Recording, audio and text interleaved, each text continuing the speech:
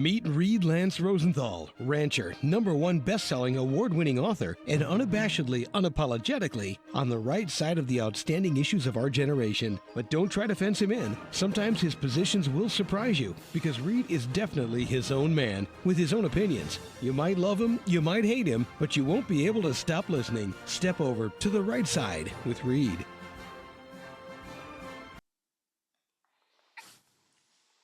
Howdy, listeners and viewers around the world and from coast to coast.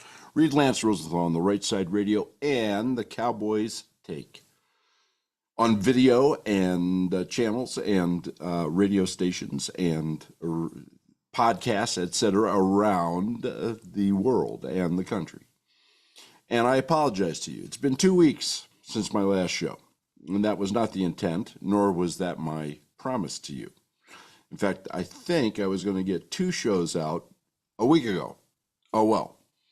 I got back from the book signings in Iowa, which went great. Iowa has a bunch of great people in it.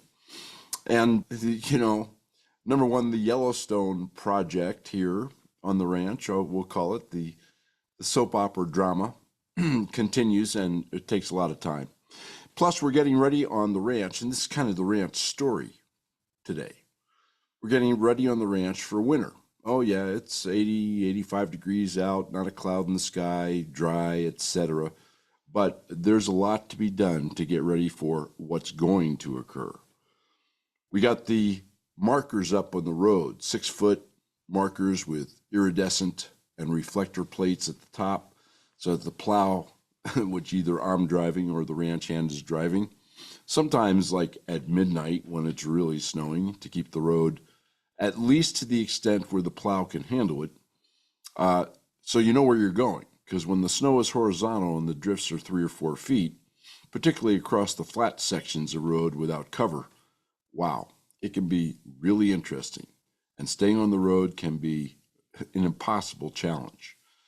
And obviously we have a bunch of hay to move, both for buyers and for winter storage. We have a host of other projects. We have to get some fencing fixed, both rail, jackleg, and wire for cows that are coming in to winter here starting December 1. Getting ready to bring the horses down from the summer pasture. That usually occurs about November 1. The reservoirs have to be shut down or water diverted. The pivot has been turned off after a great season and a great hay crop. Just a few days ago, and that has to be winterized, and I can go on and on and on ad infinitum. Equipment and buildings and maintenance and chains in advance on the plow, plus the plow on the dump truck, which is our plow truck, and chains on one of the bobcats. Because bobcats are great machines, but they don't do too well in snow, folks. They just kind of spin. They don't do much without chains. So that has been busy, busy, busy, and has consumed the last week. So my apologies. In fact, my double apologies, since there were supposed to be at least 2 shows, and there was none. I'll try and make up for that today. And I have some great shows planned. Yes, everybody nods their head and goes, oh yeah, I've heard this before. I have some great shows planned over the next 2 weeks, a number of them, in fact. Some I've promised you for a long time relative to historical, banking, and cyclical stuff that you need to be aware of, others on current events. One good thing, although the events were not so great, that did happen over the last 2 weeks is that there's been a number of really momentous events. Charlie Kirk's assassination, which I don't know about you, but it really pissed me off. It pissed off a lot of people.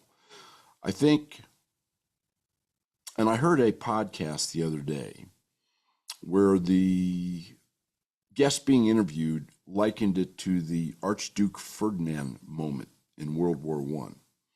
I gave that a little thought. I'm not sure it's quite at that level, but it's close, particularly when it comes to the purposeful division that the elites like to create in this country between left and right.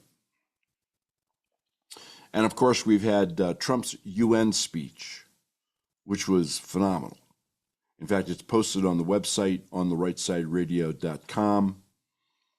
And I suggest you listen to it. Basically, he told the UN and the world to go pound sand. And he was not bashful about scolding countries for the way they are running their countries into the dirt. It's definitely worth a listen. It's not all that long. And unfortunately, the clip that was, or the source that the clip was chosen from, was ABC News. So you can kind of tune out the nonsense left-wing chatter before and after the speech. The speech is the key ingredient, shall we say. I have a bunch of other great videos, the producers do, that is, on the site for you also this week. Economic, historical, Ukraine, other conflicts that you should watch because they can bring to you in much more detail and in a much deeper dive than I can in the limited time I have to present things to you. My job is to make you aware, to give you the salient general points. Your job is to research what really catches your fancy. Knowledge is power, folks. And with what's happening right now, despite all the nonsense and the subterfuge and the cover-up and the psyops by the press and Wall Street and the rest of them, things are, shall we say, not great and not getting better. All right, so we're going to talk about some international stuff to begin with, then some United States rat-a-tat-tat, and then I'm going to finish up by bringing you, as I promised 2 weeks ago, some thoughts on transsexuals as killers and assassins and the disproportionate share of their minuscule population that the numbers seem to indicate are engaged in thinking of or perpetrating some type of violence.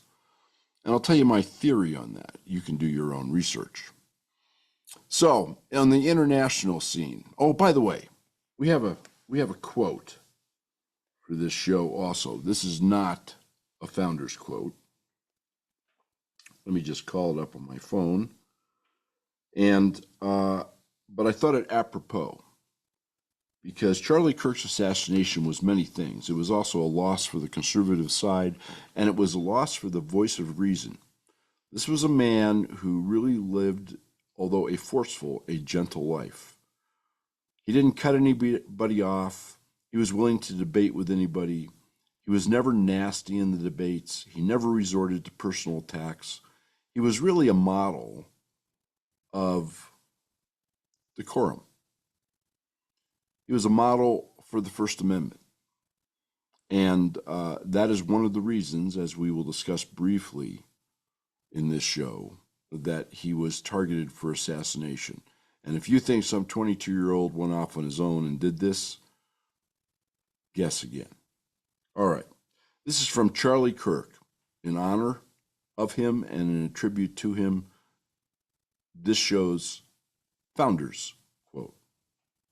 If you believe in something, you need to have the courage to fight for those ideas, not run away from them or try to silence them.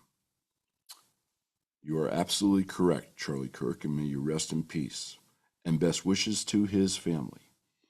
And his wife, Erica, I think has been instilled with a fire, and she's going to carry on his work. Godspeed and best of luck to her, for her sake and for the country's sake. Okay, so you've heard about the drones over the Denmark airport, which I think is a total false flag. NATO, to blame it on Russia, etc. Just like that weird lady who runs the EU, supposedly, the VOR and the GPS of her plane was jammed by the red. No, this is nonsense, folks. This is all propaganda, red flags, red herrings, and false flags. NATO has now undertaken nuclear drills. Okay, so NATO, which is in shambles. Europe is in shambles. Okay, Europe is done. It's toast. And I include England, France, and a number of the other countries. There's only a few countries that have it together over there, and it's not enough to stem what I believe will be the collapse of the EU sometime in the next year to 3 or 4, and probably the collapse of the euro itself, their currency. I'm going to go into the history of the European Union in the next 2 shows. It's fascinating. It affects the United States. It will affect you, whatever the outcome is there, country by country, and as quote unquote the European Union, which is really the bastion of globalists and elites in Europe, who, by the way, enjoy popularity ratings, the leaders of the various countries, of 15%, Macron in France, 13% in Germany for that chancellor, around 13% for Starheimer in Britain, and on and on. You know, to effectively govern, or to even attempt to govern, when you are at that such a low ebb in the eyes of your population, is next to impossible without resorting to censorship, violence, and the heavy thumb of the state, which is going on over there. Did you know that in Britain, I'm not making this up, it is now a criminal offense that you can be arrested for, and there have been several people arrested for raising the Union Jack, the British flag, on your flagpole. I want you to think about that for a moment. All right, Crimea. Ukraine has bombed the Russian air base in Crimea. You probably haven't heard about this, and really wrecked it. So the provocations and the escalation continues over in Ukraine, despite all the foo-foo talk of, you know, peace is close, et cetera, et cetera. Peace is not close. There will be no peace until China says to Russia, okay, you can have peace now. End of story. I brought you that on previous shows. Trump, you know, he has come out and said that Ukraine is in a position to take back the Russian-speaking provinces in the Donbass that Russia gained control over quite some time ago, and to even, quote-unquote, push further, unquote. Well, I don't know what planet President Trump, whom I love, is on, and I don't know what the real PSYOPs reason for that statement was, but I assure you, and we have a video, Colonel Douglas McGregor, who is excellent, whether you like him or his ideas or his thoughts or not, he has a pulse on what is going on over there and elsewhere around the world. I think it's worth listening to. Venezuela. Now, I've talked to several people over the last few days, and they look at me with their eyebrows raised and an astonished glaze in their eyes when I ask them, have you heard about what's happening in Venezuela? Seems nobody has heard about what's happening in Venezuela other than people who really tune into the news. Another great job by the mainstream media. Well, we have a massive carrier group and battle armada amassed off the coast of Venezuela. And we have blown up now 2 Venezuelan ships, ostensibly because they are tren de agua and running drugs. I don't know. And the Trump administration is threatening Maduro, who's, you know, he's a scumbag. He's a communist dictator who has ransacked his country for his personal gain and at the expense of his citizens, amongst other things. Those are the nice things he's done. But basically, he's told Maduro, you need to go away or we're going to bomb the hell out of you. I mean, I'm boiling down lots of rhetoric to one sentence. That's what it comes down to. Why are we doing this? Number one, because we are finally reestablishing the Monroe Doctrine of more than 100 years ago, which is the Southern Hemisphere and the Northern Hemisphere. These two hemispheres, these 2 continents are America's. Stay out.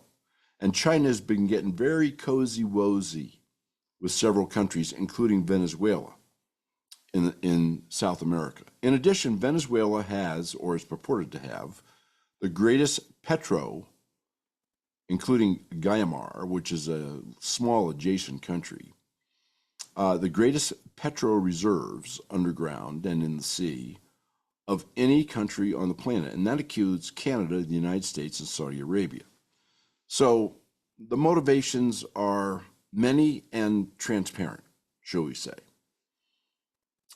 Qatar, okay, about 2 weeks ago, Israel, and I have to believe it was really without the permission of or the knowledge of the Trump administration or America, bombed a Hamas installation and command post in Qatar. If you've been following the Mideast at all, you know Qatar is kind of the hub of negotiations and attempts at peace in the Middle East. It's also a close ally of the United Arab Emirates, Saudi Arabia, and others. This did not go over well, not only with Qatar, understandably, but also with Saudi Arabia and the United Arab Emirates. In fact, Saudi Arabia, shortly thereafter, signed a defense pact with Pakistan, a nuclear power. And, you know, Pakistan has also signed a defense pact with Turkey, a member of NATO. And Saudi Arabia, who's been kind of dancing on the head of a pin, they like BRICS, but they haven't joined BRICS. They're using the petrodollar, but they're also using the Chinese yuan for oil transactions, seem to now be tipping heavily towards the BRICS and moving their transfer and payment system to Chinese gold. All this is not great.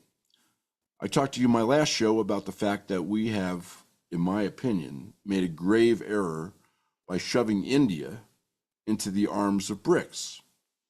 I'm not going to repeat that here. You are welcome to look at the articles on the website on therightsideradio.com from the previous shows. They're there. They'll give you the details. So there's lots of instability in the world. I've just touched part of it. There's a number of conflicts brewing between various countries and various places on various continents. The list is too long. I could spend an entire show on it, and perhaps I will sometime in the not too distant future. But it resembles more and more the alliances, the twisted alliances, the perverse associations and defense pacts of many countries in World War I. And I've brought you that historical story. You can go to the archives.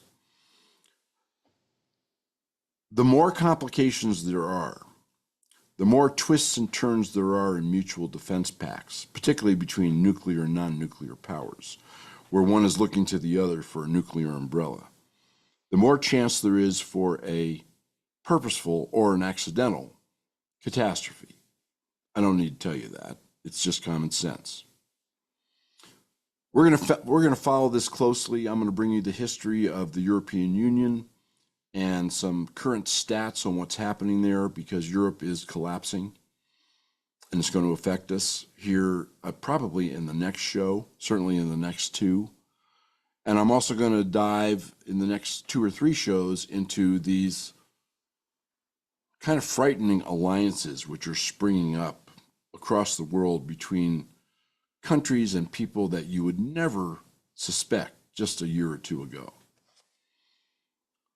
Let's talk a little bit about, and by the way, the United States is fully aware of the increasing instability of the world. In fact, Pete Hegseth, the defense secretary, has called a meeting. This has not occurred except in times of crisis or war for close to 50 years, I believe, maybe more.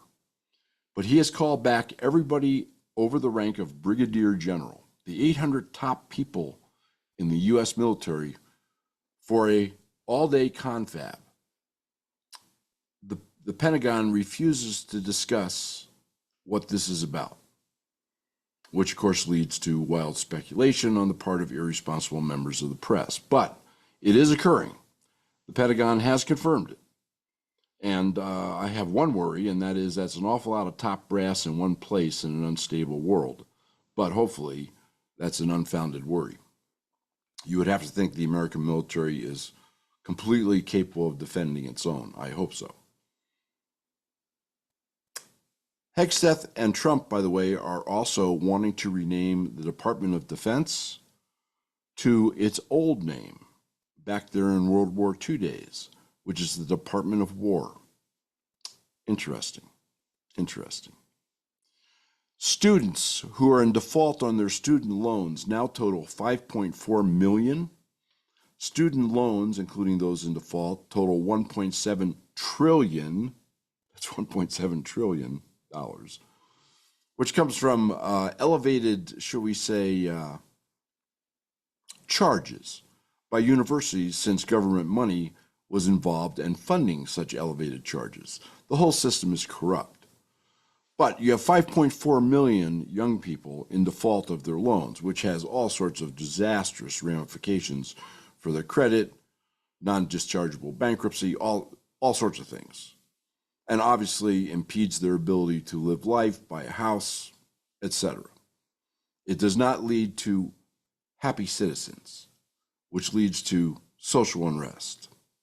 It's going to be interesting to see what the numbers are here in another 90 days, when many of these people will be 180 days in default and new people will be added to the default roster. Anyway, the situation is not improving. GDP. Okay, well, in the last week, we've had all sorts of quote unquote official government statistics on the economy. And, inflation is just hanging in there at 2.9%, rah, rah. And GDP is booming at 3.8%, woohoo. And employment is, a little softer, but kind of hanging in there, yippee-ki-yay. This is all nonsense, folks. Let me tell you what's really going on, okay? Employment figures are, let me be kind, skewed. They're politically skewed. They have been for, particularly in the Biden days. I think it's getting cleaned up to some extent now, but I wouldn't put my trust and full faith and confidence in them. And GDP numbers. Okay, let's take a look at the 3.8%, which on the face of it you go, wow, man, this economy's rocking. What's the inflation rate? Also, according to the government, 2.9%. What does that do to the GDP? It lowers it by the amount of inflation. Now you're at 0.9 GDP. Oh, and what about that $2 trillion deficit or more that the United States government is running? Did you know all those figures, because that money goes out in the economy in one way, shape, or form, are part of the GDP? If you take out the $2 trillion, which by the way is 6%, the $2 trillion is 6% of the approximate 30 trillion total gross domestic product of the United States, and you put that 6% into the equation, what do you really have? Oh, that's right, negative 5.1% GDP. That may explain some of the things which are going on, don't you think? Okay, keep that, think about that as you listen to these statistics and the mainstream media crowing and whatever. All right, let's talk about transsexuals, or those who lean toward transsexual beliefs as, and this is a fact, killers and assassins. There's some great articles that have been posted on the website, on the Right Side Radio, for you to read. You can dive into this to your heart's content. You can look at statistics and figures and opinions and facts, and you can come to your own conclusion. I'm gonna reference during this last and final part of this show some previous shows of mine. You might want to go back and listen to them. Particularly my two-part series about 2 years ago on the history of mind control and MK Ultra and voice-to-skull technology. You had a government that was actively promoting the transsexual movement, transsexual behavior, transsexual procedures and drugs. You had a education system that was doing the same active promotions with its student body and in its medical centers. You have an entire industry that has sprung up in the medical profession which deals with those types of surgeries and procedures. And then you have the history of mind control. You have to have a mind that's susceptible to mind control, an instability, or overladen with drugs of a certain type. And there are many drugs involved in a transsexual process. So the mainstream media is trying to cover, after it's been revealed that Charlie Kirk's assassin, while probably not a transsexual himself, lived with and empathized with a transsexual and the transsexual movement. It's also come to light just in the last few months that the would-be assassin of Justice Kavanaugh on the Supreme Court several years ago was a transsexual. And if you look at the mass shootings, a great number of them over the last several years have been by transsexuals or persons who associated with and fully support the transsexual movement. The Aberdeen Perryman, Maryland shooter, the school shooters in Denver, Colorado, the Club Q shooter in Colorado Springs, the Covenant school shooter in Nashville, Tennessee, very recently, were transgender or non-binary. Whatever that means, this dinosaur isn't quite sure. Just a few weeks ago, the police in Montgomery County, Maryland, arrested a transgender high school student who was planning to shoot up an elementary school. Most of these transgender individuals or persons leaning toward transgender or transsexual proclivities have been female, which is unusual. I'm not going to go into the details of all these shooters, and I've just brushed the surface. But the mainstream media is up in arms that anybody talks about this, that anybody brings up the statistics, that anyone even brings up the thought. And you know, in the end, facts are facts, math is math. What happened, happened. And they try and cover, in fact, I have on the website, the producers have, a string of links to mainstream media fact-checking and saying, oh, this isn't true. You know, the number of killers who are transsexuals are actually a tiny percentage of killers and blah, blah, blah, blah, blah. It's actually amusing to read. There are desperate attempts to cover tracks, divert, distract, and dance on the head of a pin in the face of statistics. But the real thing here, folks, is that if you take the total number of transgender or transsexual persons in the population and throw in those who are closely associated and rabidly in favor of transsexual or transgender rights, it is a tiny, tiny, tiny sliver of the overall population. And I believe it is true to say, just based on the math, that as a percentage of that tiny sliver of population, the percentage of people committing violence, including political violence, religious violence, hate violence, and violence which is just horrid, against children no less, in many cases, is very disproportionately high to the total transgender population. It is a higher percentage, from what I can read, than, let's say, the number of black males who commit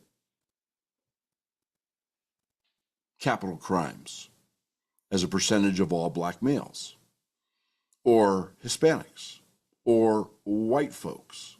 It doesn't matter.